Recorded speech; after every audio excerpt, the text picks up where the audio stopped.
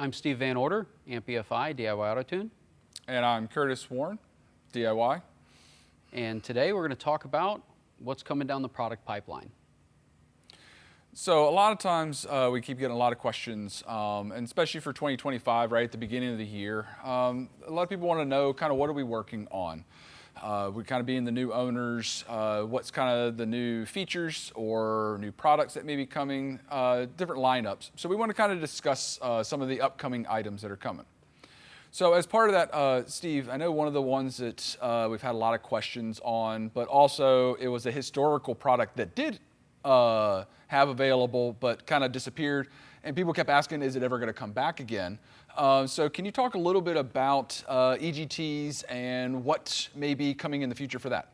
Okay. So we decided to do an in-house EGT box, mainly so that we could make something that is rugged and simple for the end user. So essentially this is going to be in a metal enclosure. It's weatherproof. It's suitable for underhood use if you want to mount it there. It's going to accept 4 K-type thermocouples, and it will output over CAN. And the goal here is to make really simple integration with MS3 Pro products or MS3 in general. Of course, it can be used with anything. You just have to input the correct CAN addresses. But the idea is simple and robust. That's the goal for the EGT. So it's in development now, and hopefully we should have it out pretty soon. Perfect. So this will kind of line up very well with the kind of the low-dollar motorsports packages of the sensors and everything. So I would assume we're going to have kind of a holistic package and everything that you can be able to get everything kind of under one roof then. Yeah, I mean, obviously we'll bundle the products together so that you can buy what you need for EGT controller and your EGTs if you'd like to do so. You don't have to just use the box for EGTs. Thermocouples are available for cylinder head temperature, air temperature, coolant, water, oil. You can find EGTs for almost any purpose in a race application. And generally speaking, the thermocouples are they're faster, they react faster, and because it's a differential pair sensor, generally they're very, very accurate. So if you've got something that you want to log incredible accuracy or quickly, a lot of drag racers now are logging IAT temperatures with thermocouples because they can use an open element thermocouple, and it logs really fast. It gets that instant temperature change rather than a thermistor, which sometimes takes a while to.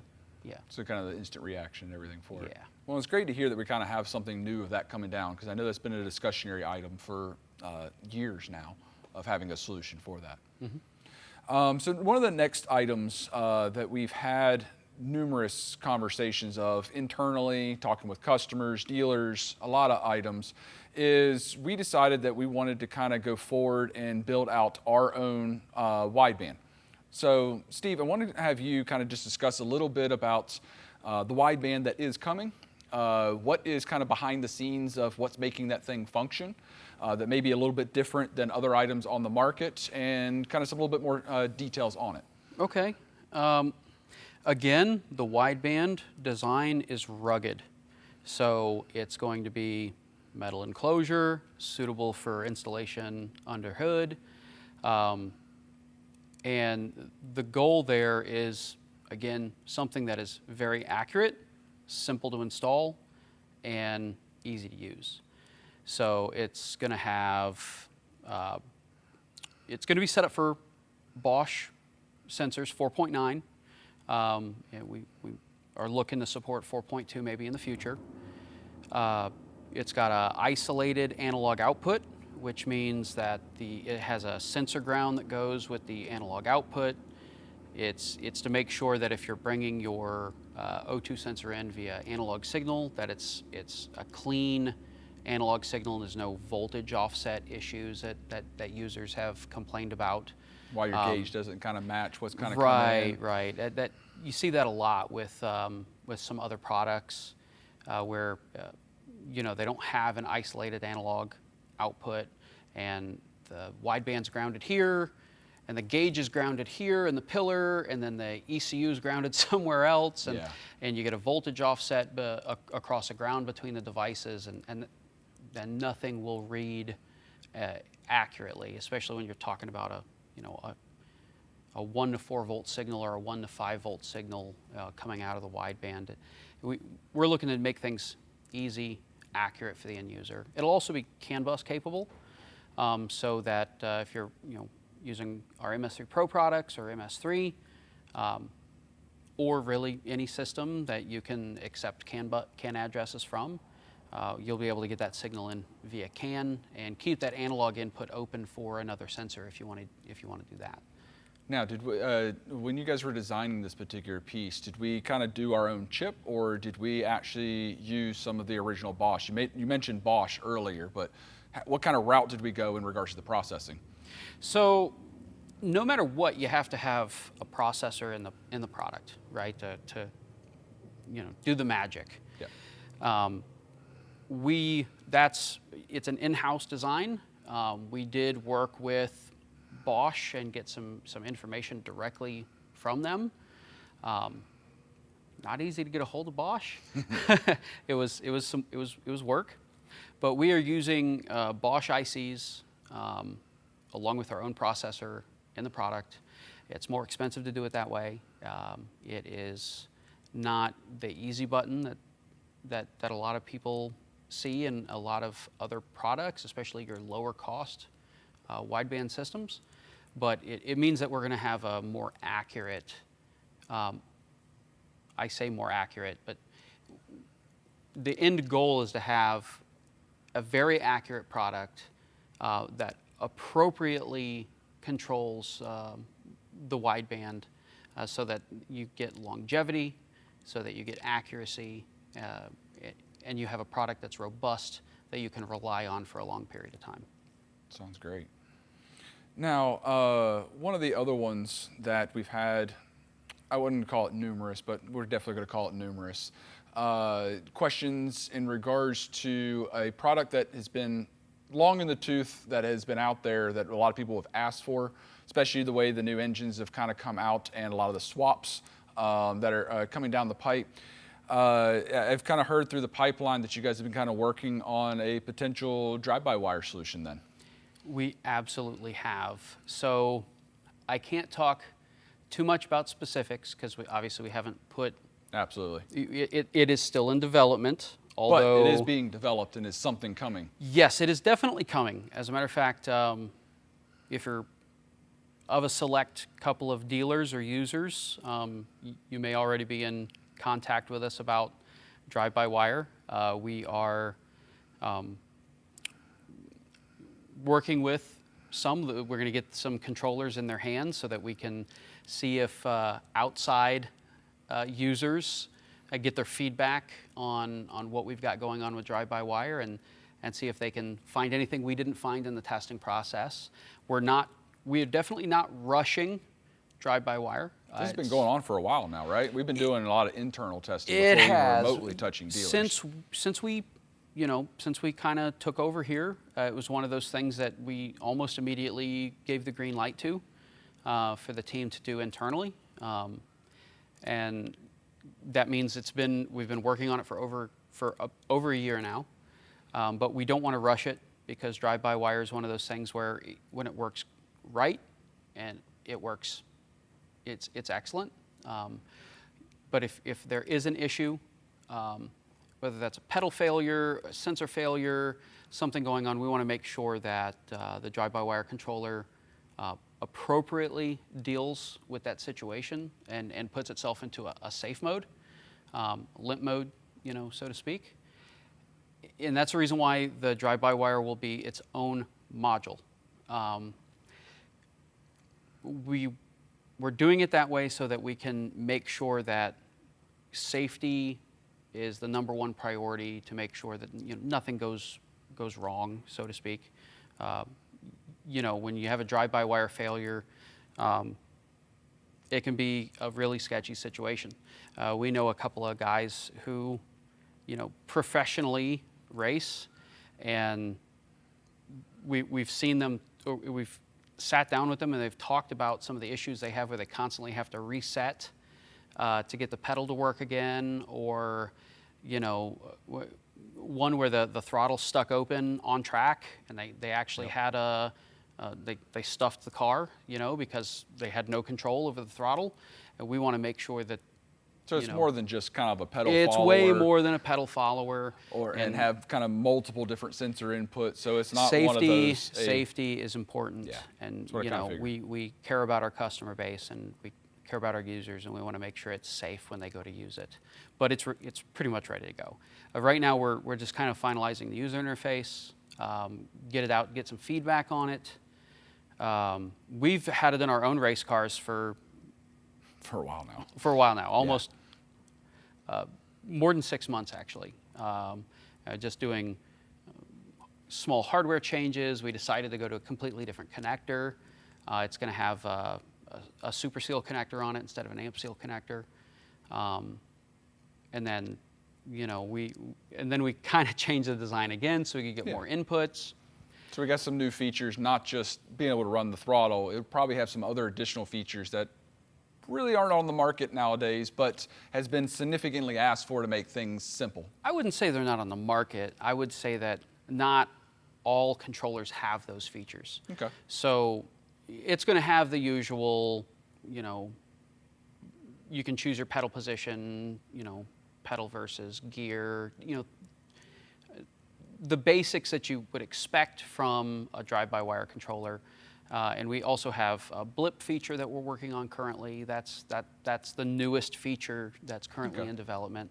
But we took great pains, and the reason why it's taking so long is we've been validating.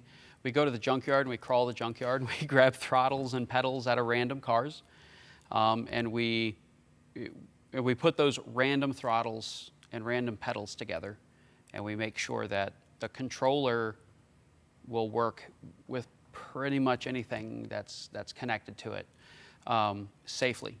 That's a key point, is safely. So there's no PID loops to tune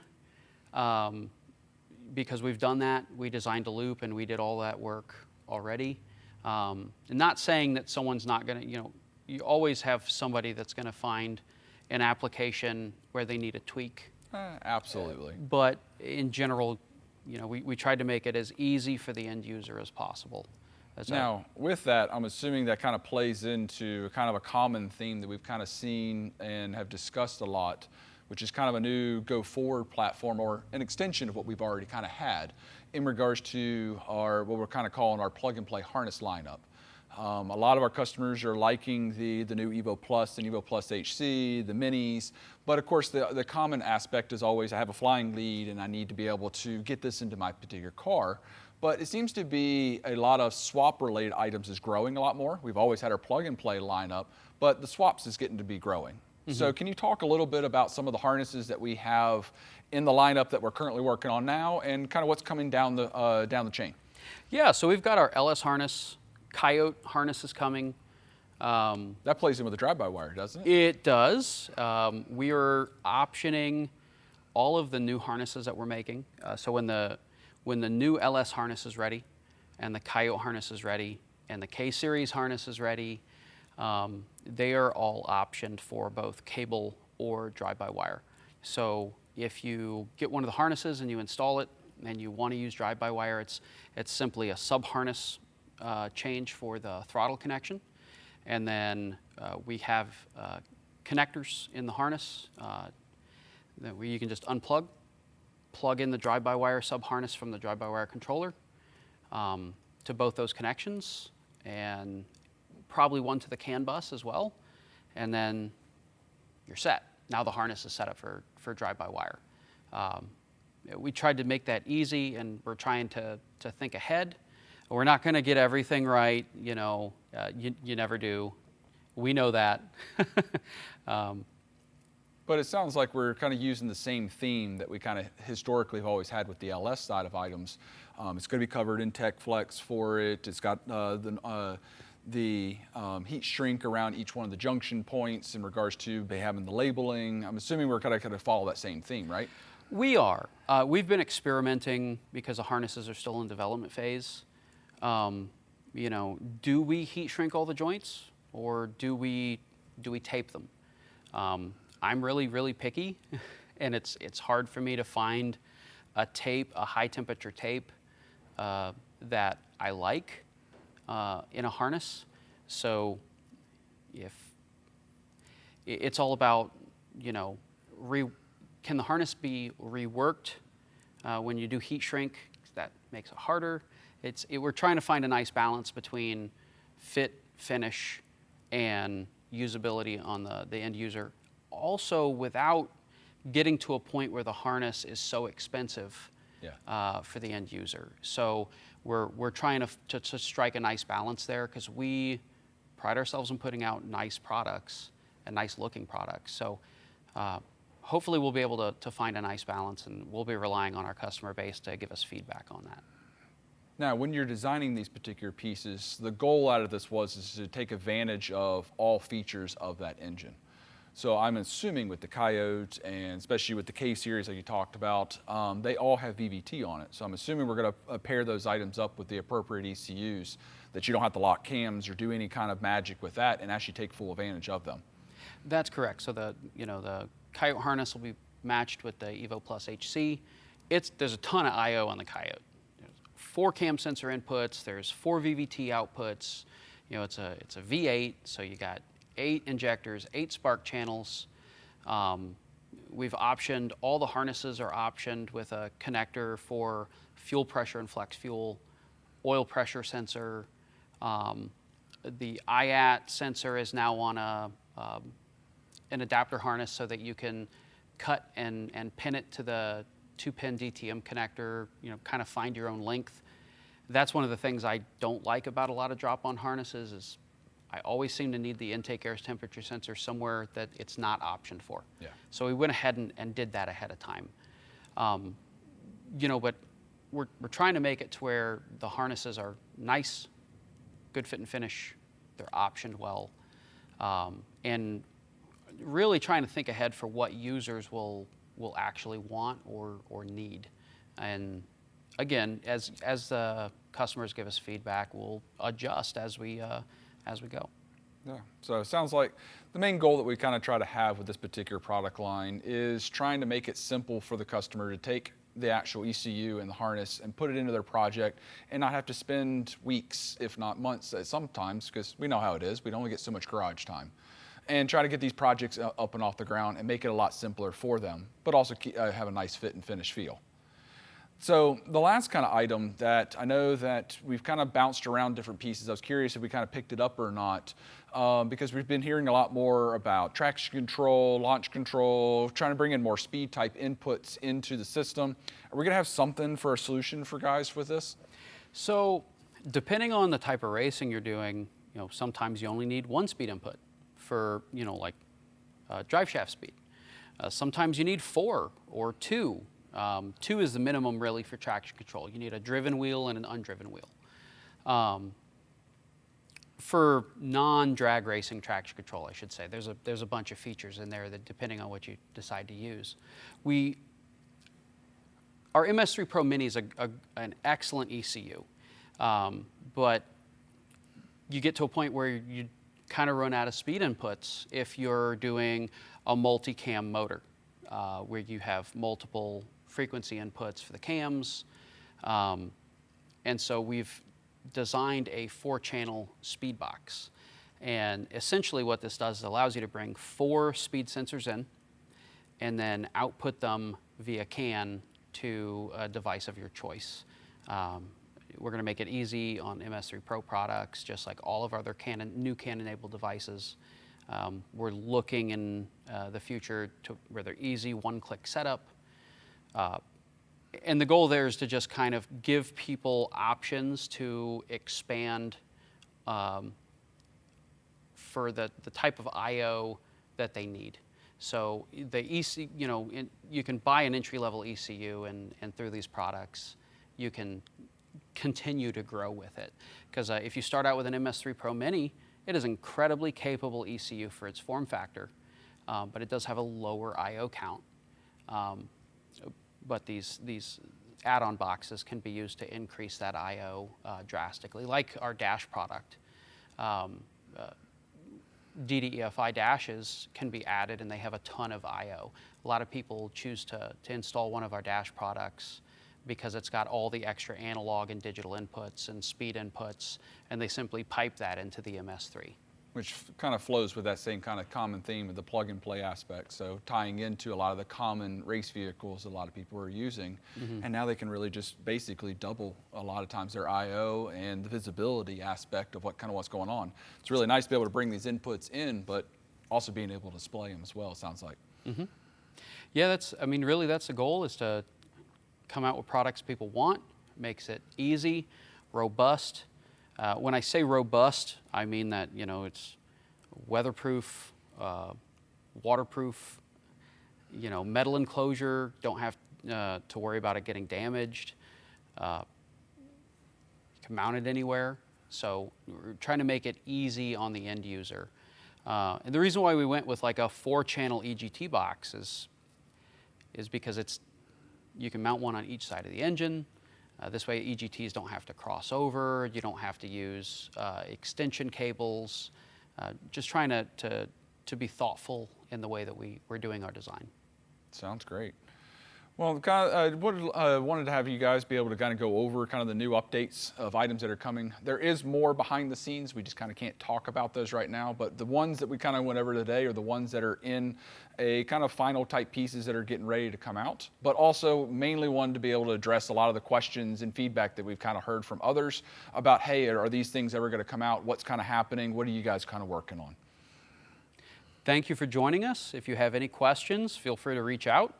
Like, subscribe, let us know what you want to hear. Thanks for joining.